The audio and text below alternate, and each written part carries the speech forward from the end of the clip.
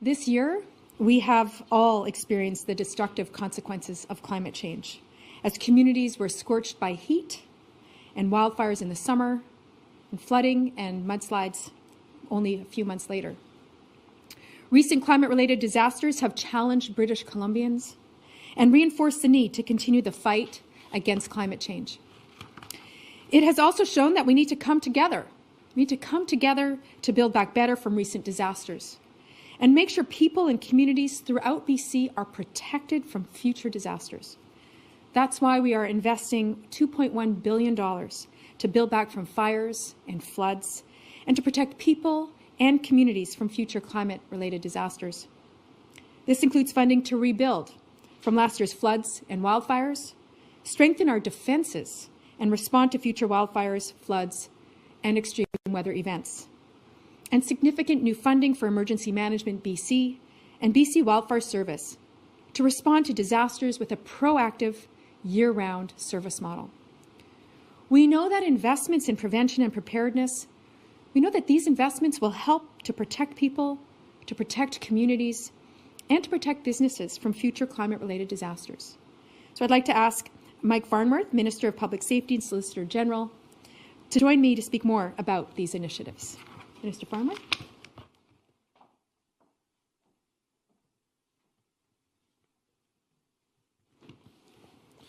Thank you, and good morning, everyone. I'm honoured to be here on the traditional territory of the Lekwungen-speaking peoples and the Songhees and Esquimalt First Nations. I'd like to start by acknowledging the extreme challenges people in our province have faced over the past year and beyond. Recently, during the November flooding, we saw countless communities work together to make sure that those stranded due to devastating slides got to safety, received food, blankets, and some degree of comfort. We saw the city of Abbotsford pull together to evacuate large parts of their community, including farmers desperate to save livestock. The Punjabi community in the Fraser Valley and other areas rallied to help many British Columbians in need. And here on Vancouver Island, the Halalt and Penalakat First Nations stepped up with leaders and responders from those nations working to minimize flood impacts. From wildfires and extreme heat to flooding and mudslides, the place we call home is at risk, like never before, from the effects of climate change. In response to these challenges, we know we need to make significant investments so that every person, every community, and together as a province, we are more resilient and prepared to face climate-related emergencies in the future. As part of Budget 2022, we are making significant investments to protect public safety. As has already been mentioned, we're moving the BC Wildfire Service to a year-round workforce so these professionals can support British Columbians in their wildfire preparedness, mitigation, response, and recovery. At Emergency Management BC, we've made investments to expand our public alerting system and emergency surge capacity to support people when it matters most. And to make sure that people and communities continue to receive timely and accurate information in the face of changing weather, the province is expanding the River Forecast Centre and floodplain mapping program. In all, more than $2.1 billion is going to help people on the ground recover and prepare now. To help communities rebuild stronger so they're better protected against future climate disasters and to make critical investments in our public safety infrastructure and response. To do this, $1.5 billion in new funding will be invested over the next 3 years to support the province's ongoing response and recovery efforts, including rebuilding more resilient infrastructure. This includes contingencies over the next 3 years to support those people, businesses, and communities that have been impacted due to recent disasters. With this, we'll be able to improve our supports for those impacted by floods as the needs become better known. We know that people who are applying for disaster assistance need this money as soon as possible. This past fall, Environment and Climate Change Canada described the flooding we've experienced as a once-in-a-century event. As testament to this, a record-breaking number of people have applied for disaster financial assistance. Within a one-week period, we received 3 times more applications than we usually receive in an entire year. And while the claims are being processed and this money is getting to people, we need to be nimble. And with Budget 2022, we're making investments to make this happen. We're strengthening our ability to protect public safety and transforming Emergency Management BC, adding more staff to improve capacity to support communities. With a strong focus on prevention, preparedness, response, and recovery for wildfires, floods, and all other hazards. We're also implementing a historic investment into the Community Emergency Preparedness Fund.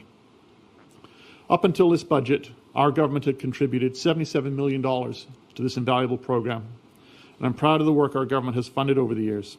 I'm now very pleased to report that this budget allocates an additional $110 million to support communities and First Nations in funding things such as evacuation route planning, structural flood mitigation, volunteer fire department equipment and training, Indigenous cultural safety training, flood risk assessments, and emergency operations centre training and supports. This program has been key to supporting First Nation and local government preparedness needs since its inception. And this record investment is going to really move the needle on emergency preparedness in the province. It's also important to note that the challenges we've faced over the recent years, the consecutive wildfires and flooding events, and the COVID-19 pandemic, have disproportionately impacted Indigenous communities. And it is critical that we work side by side in partnership with First Nations to advance reconciliation by improving emergency management supports. First Nations will benefit from the record investment that this budget makes to Community Emergency Preparedness Fund, as well as an additional $10 million allocated to begin to address the needs of Indigenous communities.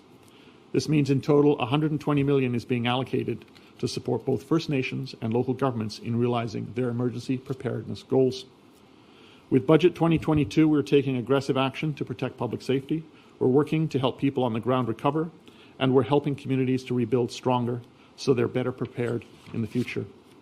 I'd like to now pass it to Katrine Conroy, Minister of Forest Lands, Natural Resource Operations and Rural Development. Thank you.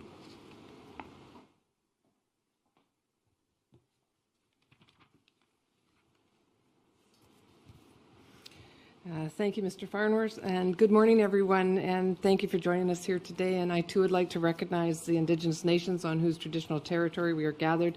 I'm pleased to be speaking to you from the territory of the Lekwungen-speaking peoples, the Songhees and the Esquimalt nations. Along with my colleagues here, I'm really pleased to talk about the latest round of investments brought forward by Budget 2022 that will help improve the lives of British Columbians and build a stronger BC. From record flooding to unprecedented wildfires, the last couple of years have been challenging for many British Columbians. This past fire season, the Premier and I flew over fire-ravaged landscapes and visited impacted communities. We saw Lytton and spoke to the devastated residents and wildfire professionals. Some of those professionals had lost their homes and while still fighting other fires, and yet they continue to go out and to the front lines and fight the fires to protect people. They spoke to us about the need for wildfire mitigation, and who better to do that work than the professional firefighters themselves, those people who understand the need for firefighting wildfire mitigation. We witnessed firsthand what adaptation during challenging and devastating conditions look like, and the countless examples of resiliency, compassion, and a strong spirit of community and pulling together. I toured fire camps, talked to the incredible people who were sent out to fight those fires, people from all across the province, as well as support from other provinces and countries. I saw the devastation at Monty Lake and Paxton Valley, toured the Okanagan Indian Band with Chief Lewis, and not only saw the destruction of his nation, but also saw the benefits of cultural burning and saw firsthand how the Fire Smart program works when we met with the folks at Logan Lake and flew over their community. We know that climate change is contributing to drier and hotter summers, resulting in extended wildfire seasons, and it's highly likely that this trend will continue. We have seen the worst wildfire seasons on record in BC that have occurred all in the past 5 years. We are concerned about the impact on our lives, homes, local economies, forests, and wildlife. This is why our government is making significant investments to transform the BC Wildfire Service into a year-round service and shift from a reactive to a proactive approach. As part of Budget 2022, we are providing $145 million in new funding over 3 years that will strengthen BC's emergency management and wildfire services. These investments will allow BC Wildfire Service to work on all 4 pillars of emergency management: prevention and mitigation, preparedness, response, and recovery. An additional $98 million over the fiscal plan will fund wildfire prevention work and maintain crucial Forest Service roads used to respond to forest fires. Budget 2022 also provides $90 million in community grants for the Fire Smart program to help make homes and communities safer from wildfire risk. These investments are about people and our plan to support communities as we cope with the ongoing impacts of climate change. By transforming the BC Wildfire Service into a proactive year-round service, we're working to help people on the ground better prepare for and recover from future wildfires. Thank you. I'd now like to introduce the Minister of Environment, Minister George Heyman.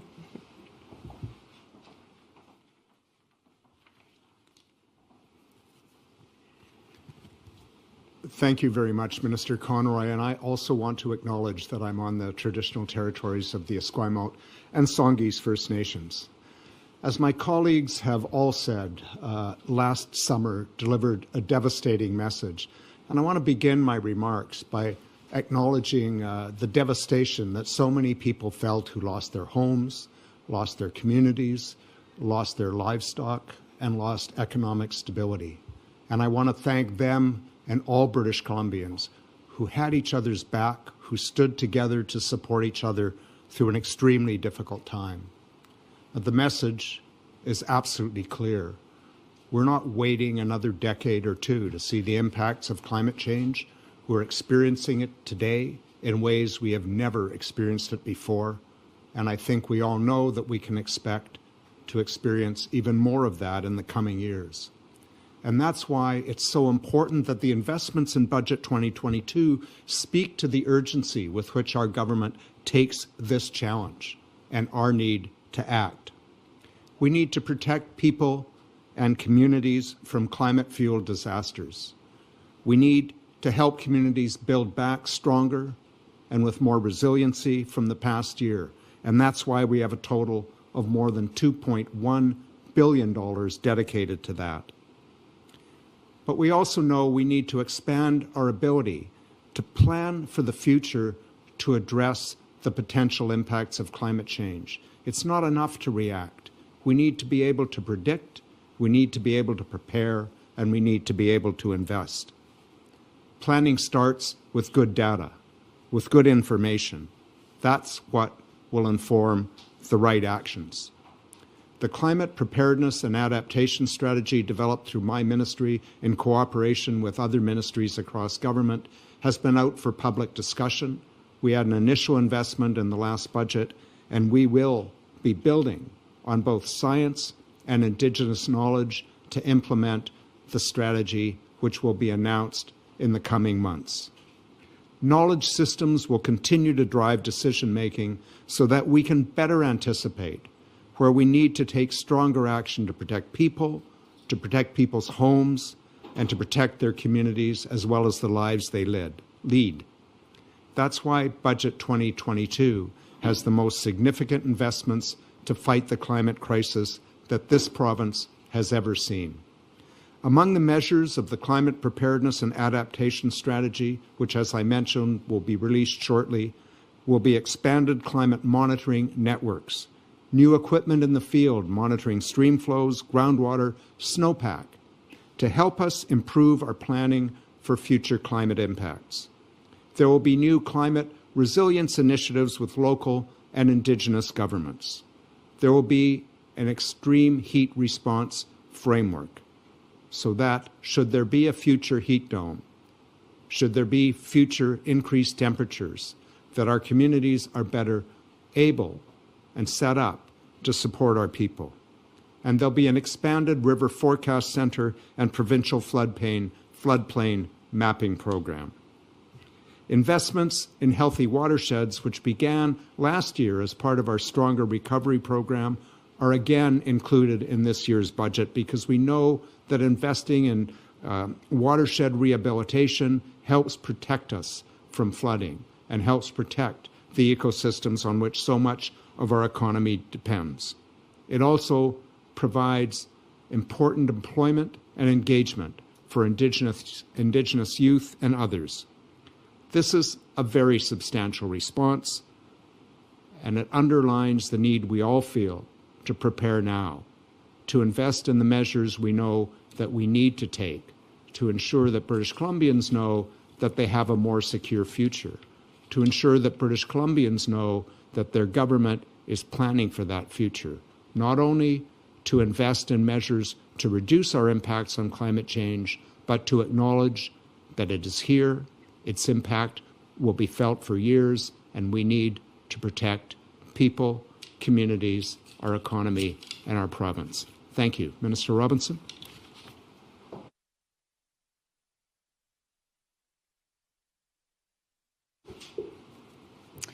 I want to thank my colleagues. We are making strong investments to build back better from recent disasters and ensure people and communities are protected from climate-related events. In moments of crisis, the BC Wildfire Service and Emergency Management BC have been unwavering in their response, and we owe them our thanks and so much more. No single community should have to rebuild or move forward on its own. We are in this together. And as a government, we are committed to ensuring people and communities have the resources that they need to face this challenge, not just for today, but for years to come. We need to do this while also ensuring that we can protect people and communities right across the province. Thank you for being here with us today, and we're happy to take your questions. And I have colleagues here to help answer them. A reminder to reporters on the line, please press *1 to enter the queue. You will be limited to one question and one follow-up. Our first question today comes from Zhao Zhu, Globe and Mail. Thanks for taking my question. Thousands of people remain displaced as a result of both fire and floods. When will these funds, both from BC and the money from Ottawa, has promised flow so that they can rebuild and return home? Thank you for the question. That process is already underway. In a number of communities that have been impacted by floods and fires, we have had assessors out to assess the damage on individual properties.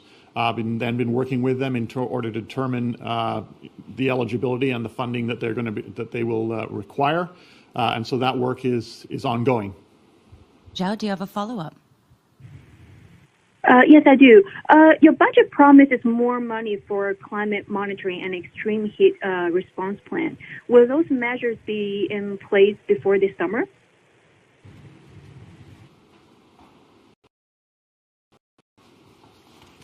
Thank you. It's an important question. As I mentioned, we have $83 million in this year's budget for the climate preparedness and adaptation strategy, and we'll be kicking that off later, late winter, early spring, setting up the networks that we need to do that monitoring and preparation. It will be ongoing. It will obviously not all be in place in order to take the data and make some of the predictions that we would all hope we would have for this summer, but it is a critical piece of being prepared for the years to come. Next question comes from Richard Zussman, Global News. This is for Minister Farnworth. ICBC has provided some data around COVID-19 related tickets. It shows just over a quarter of the fines have been paid. Does this send a message to British Columbians that broke COVID-19 laws that there largely are no repercussions, considering that so many of those tickets have not been paid? Absolutely not. We want to be clear, and we were clear when we made the announcements in terms of the COVID-19 tickets, that when 30 days have passed and you have not disputed the ticket, then it will be sent to a collection agency. On top of that, we know that a significant number of the tickets are in fact being disputed. And I would also add the following point, that at the end of the day, when you go to renew your ICBC insurance, you have to pay the fine. And so those tickets will be paid. It may take a little time, but they will be paid. Richard, do you have a follow-up? Some of the charges have also been stayed. Some of the more significant ones linked to religious gatherings that at the time was a slap in the face of the policies that have been put in place by government. What do you think of these decisions being stayed, and considering we are working our way through the tail end of the pandemic, is the thought that more of these could be stayed, as some experts have indicated. Whenever there is an investigation that is done by the police and whether a ticket is issued, it is potentially, it can be disputed. And decisions around staying are not made by ICBC, they're not made by me.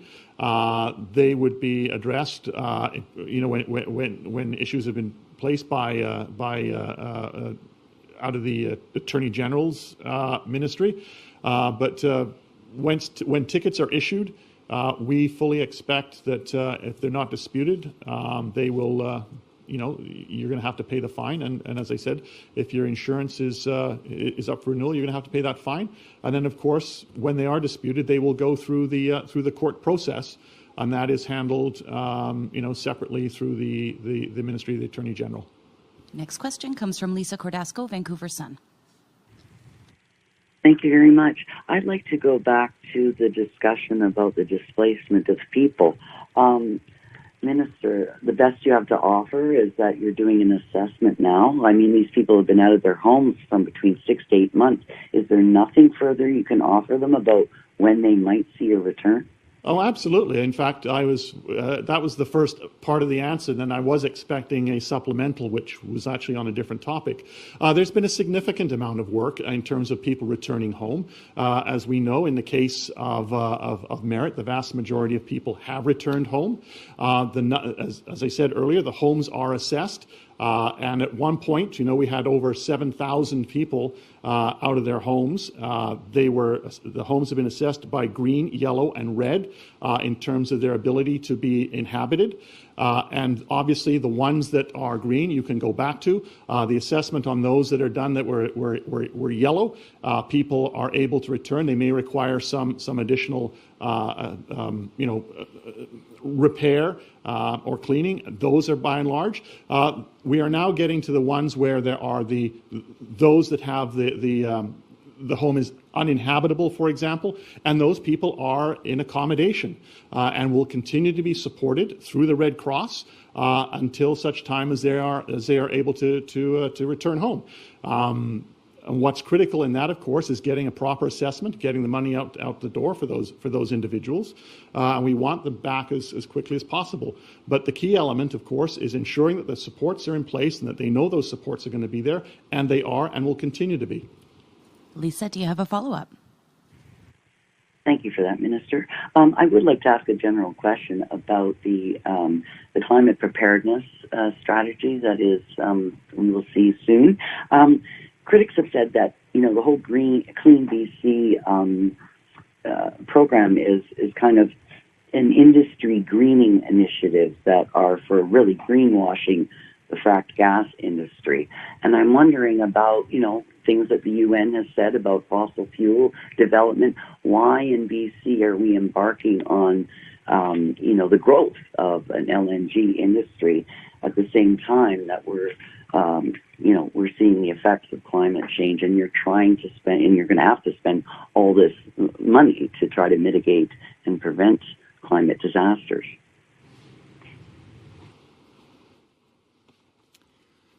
Thank you very much for the question. We're in the midst of a very significant transition. And British Columbia, frankly, is a leader in that transition on the continent, but we know we have much more to do.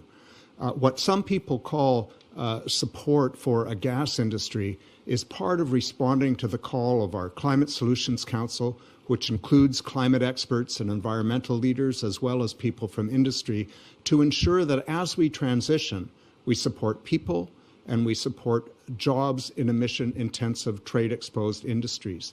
So we are taking a portion of the carbon tax paid by industry, and we are rewarding those industries that are world-leading in terms of reducing emissions, and we are joining with others in making significant capital investments to drive down their emissions in industries like pulp and paper, like mining, like forestry, and yes, in the gas industry, which still supplies gas that many British Columbians rely on. And while we're transitioning to electrification, the fact remains that we still have people in British Columbia and elsewhere relying on that sector. Our program, the Clean BC program for industry, was recognized in Glasgow with an award as the most creative government climate program among over 126 regional and subnational governments. We're proud of the way we're implementing climate action in BC. We're proud of the Clean BC program. And yes, we acknowledge that we're in a crisis and we all have much more to do. And that's why we're tweaking and updating the program every chance we get. And where we see the opportunity to do more, we push hard to do that. The next question comes from Chad Klassen, CFJC TV Kamloops. Thanks, guys, for taking my question. This is a question for Minister Conroy, perhaps Minister Farnworth as well. I'm wanting to get a better picture of what a year-round BC Wildfire Service will look like. Minister Conroy, I know you sort of touched on some of the details, $90 million for Fire Smart programs, among other things. It sounds like it's going to be maybe a combined effort between the Wildfire Service and local communities. Can you give me a little more insight into what exactly that will look like? I certainly can, and want to acknowledge that Kamloops is actually the home of the BC Wildfire Centre, the main centre, and just to start there, we are going to be able to have people working at centres year-round, people that are going to be able to not only look at to do the wildfire work during the wildfire season, but actually able to do the mitigation, and who better than firefighters who know what they need to do when it comes to mitigation. They will be working with communities. You're right. There's $90 million there for communities, Indigenous nations across this province, so that they can engage in the Fire Smart program. We saw full the effects of that program at, for instance, at Logan Lake, as I mentioned, and we saw the fire where it came up to Logan Lake, and then it just moved away from the community because of the work that they had done, the mitigation that they had done, and we want to see that in communities right across the province. So this money will ensure that we have people working year-round, that we have people that will be able to go out and work with communities, work with Indigenous nations. And it's interesting, the former question referred to a report from the UN, yesterday or this morning, actually a report came out from the UN that said one of the ways that countries around the world have to deal with wildfires is have mitigation, so that there is an annual mitigation, and that's exactly what we're doing. So we're moving in the right direction. We are going to be able to help communities across this province. The wildfire people, the folks are extremely excited about it because it's something that they have been asking for years, and now we are going to be able to implement it. So thank you. Chad, do you have a follow-up? Yeah, thanks for that, Minister Conroy. Another question for you, and really anyone else that wants to chime in. Kamloops MLA, one of the Kamloops MLAs here, Todd Stone, told me yesterday, and pardon me, this is a bit of a long-winded question, he feels that the NDP has, quote, thrown up the white flag and has turned its back on the forest industry, specifically with your old growth logging policy. Mills in the interior and the lower mainland say they could be out of business pretty soon if that policy doesn't change. Specifically, shake and shingle mills say they might be completely out of wood in the next 3 weeks because they solely rely on old growth to make their product. Minister Conroy and others, that seems pretty grave. What's your response to all that? Well, my response, especially to Minister Stone, is I wish the minister 10 years ago had taken the initiatives that needed to be taken to deal with the issues that we're facing today. You know, there was a report that came out in 2015 that said about the repercussions from pine beetle that needed to be dealt with, and the minister of the day ignored that report and did nothing.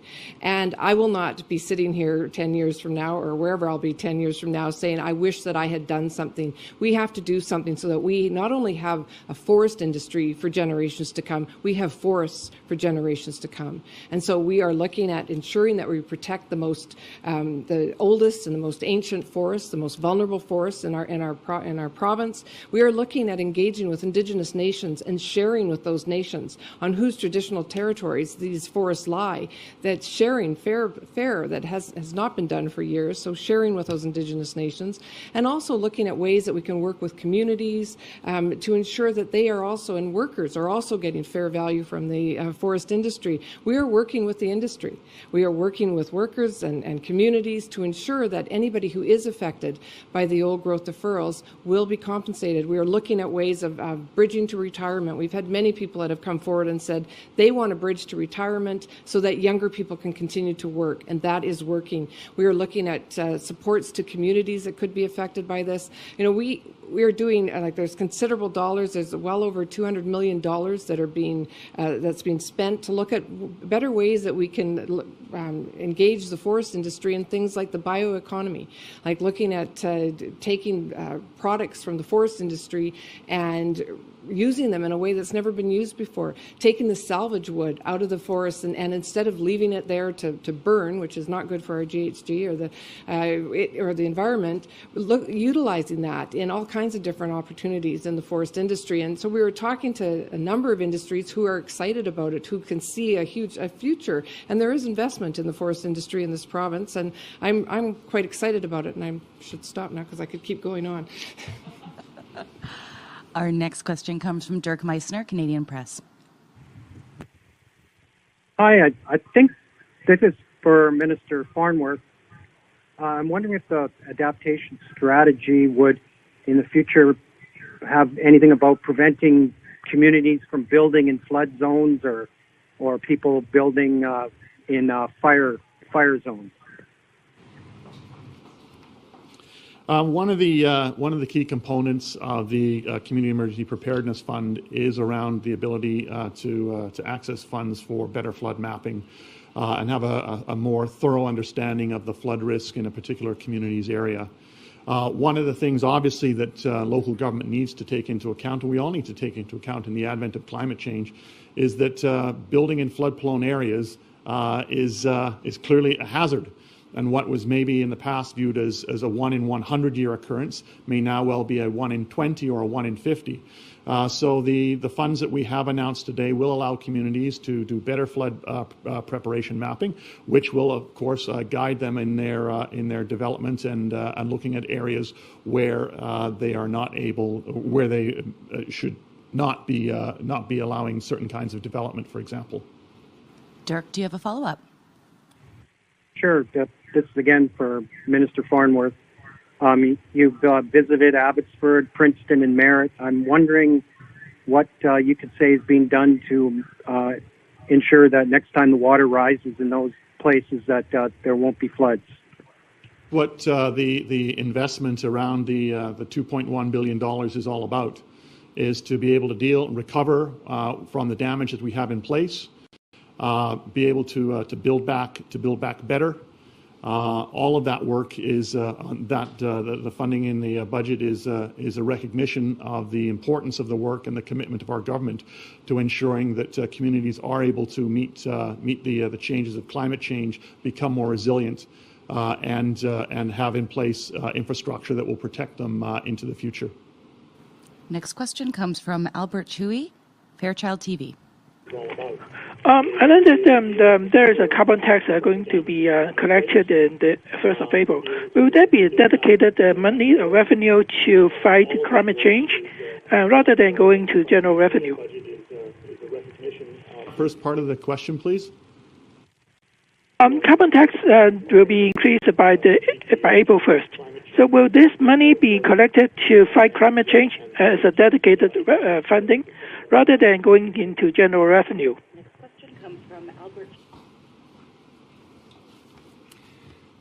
Thank you very much. We take the money from the carbon tax, we put it into general revenue, and then from there we fund the Clean BC program, we fund the climate adaptation and preparedness strategy, we fund important infrastructure for both active transportation and public transit that reduces emissions. We have $1 billion this year dedicated to Clean BC, which includes supports for individuals as well as businesses to reduce emissions, which is an important feature of any carbon pricing system. And over the 3 years previous, we spent $2.3 billion. When you add that to the funds throughout ministries to reduce emissions overall, whether it's our capital program to build zero-emission public infrastructure, whether it's public transit, we are spending more than we take in. Follow-up? Question is about the the money that used on the climate change seems to be a long-term, has a long-term goal.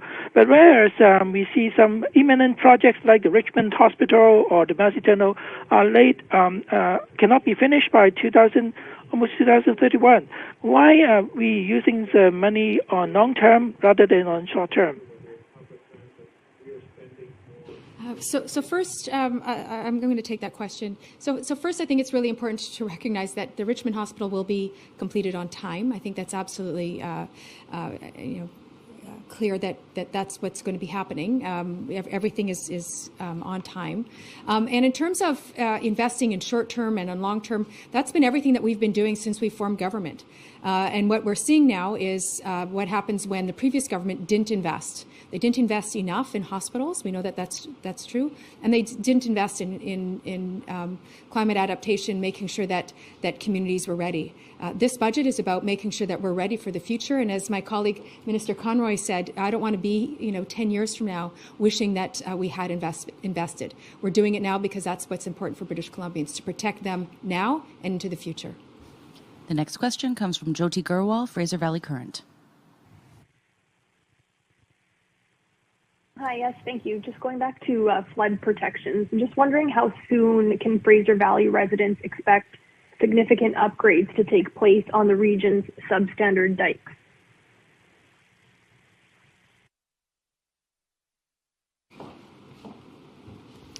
Obviously, we want to make sure that we are working as fast and as quickly as possible.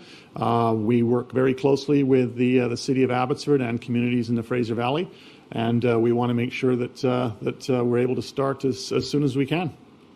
Jyoti, do you have a follow-up?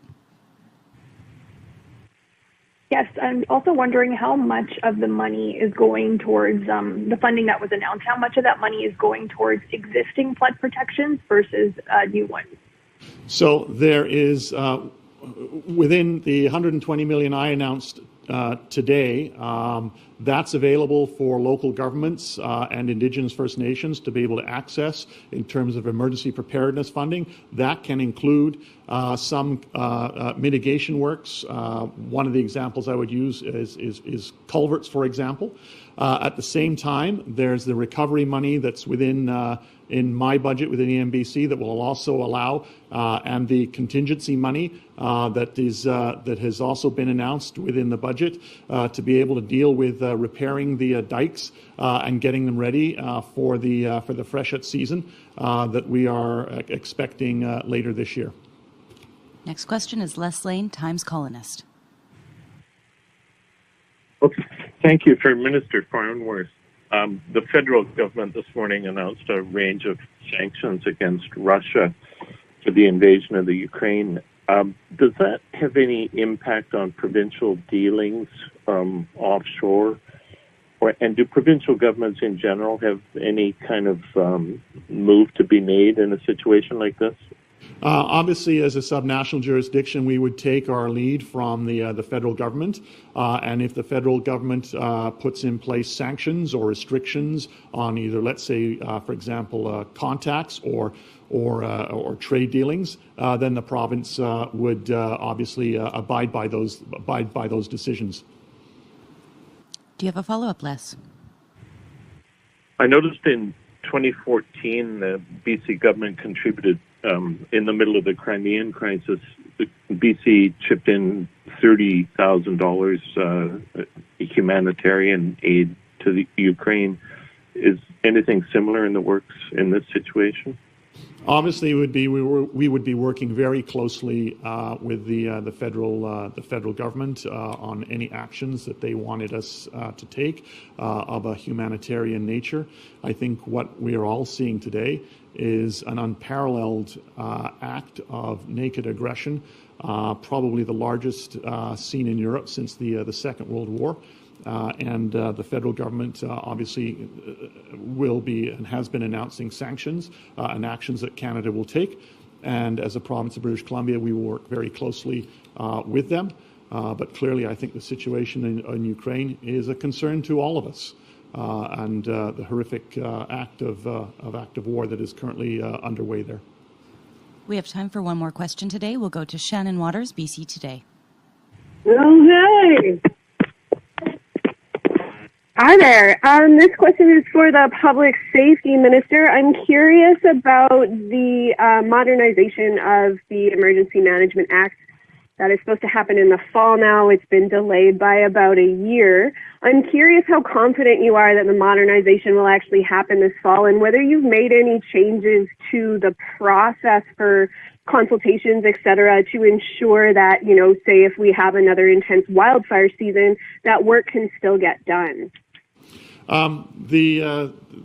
We have been working extremely hard on the update or the modernization of the Emergency Program Act. There have been significant events that have occurred during the time that work has been underway, not least of which the fire season, the flood season, the heat dome, the ice, and of course COVID-19, which has impacted government across ministries. I have stated that I want to see it in place for the fall. There has been significant work underway, and a lot of consultation, and we are going to be continuing on that. What is critical, though, is we make sure that we get it right, and more importantly, that we're able to incorporate the lessons that we've learned from over the past few years, given the unprecedented fire, flood storms, COVID situations that we have been facing. And so lessons from all of those events are going to be incorporated into the Modernized Emergency Program Act. Do you have a follow-up, Shannon? I do, and I'm not really sure who this is for, but I'm curious why this event is being held in a venue that doesn't allow for reporters to attend in person.